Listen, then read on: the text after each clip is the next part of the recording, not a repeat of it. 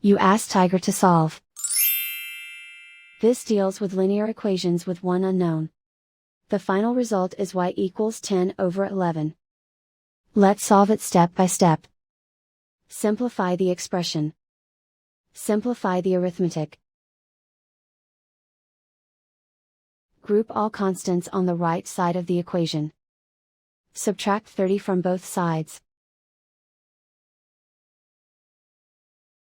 Simplify the arithmetic.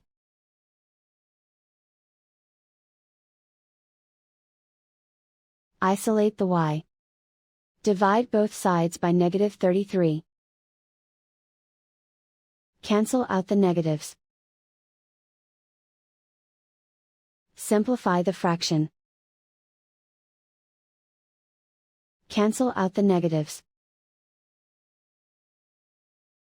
Find the greatest common factor of the numerator and denominator. Factor out and cancel the greatest common factor. And so the final result is y equals 10/11.